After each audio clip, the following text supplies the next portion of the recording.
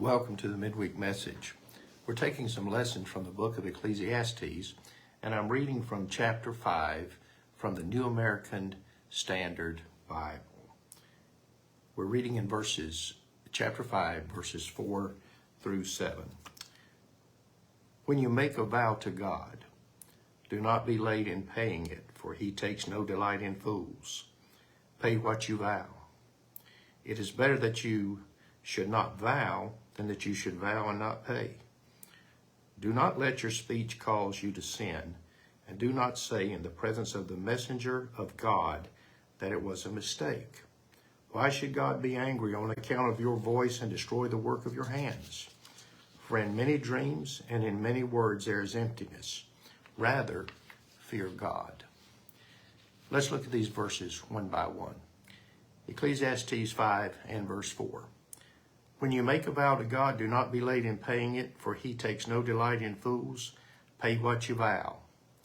Do not make a rash promise to God that you do not intend to fulfill. Many people do that.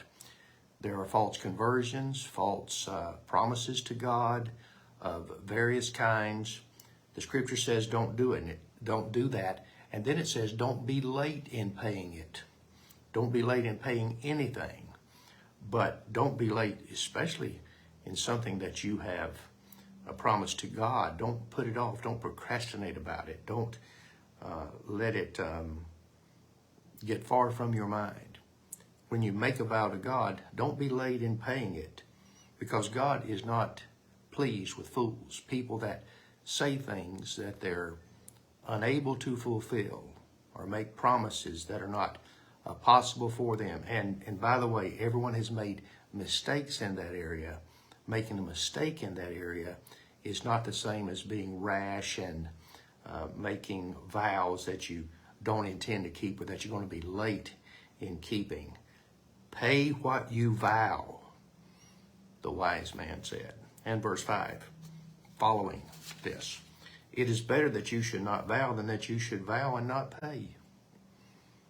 Don't promise. If you're not going to keep the promise, don't make a promise. You shouldn't do that with people, but least of all with God.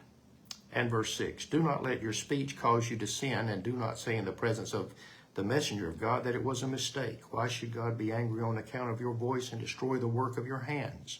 This is following the same idea.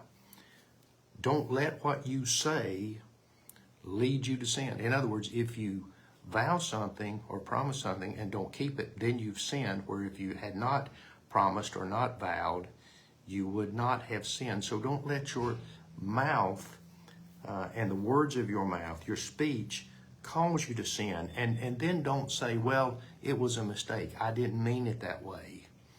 You see, you have to speak with accuracy and you have to speak with clarity.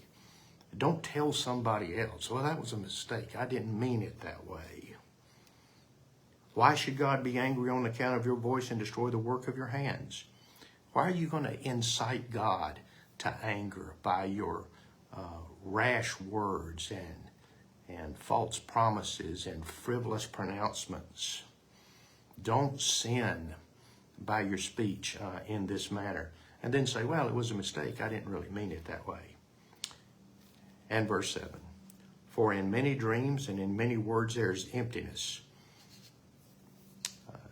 Doesn't mean anything. A lot of pronouncements, a lot of promises don't mean anything at all. Many things are said that have no basis in reality. In many dreams and in many words there is emptiness. Don't let your words that you speak in the presence of God and the vows you make to God be empty. Rather, the scripture says, fear God.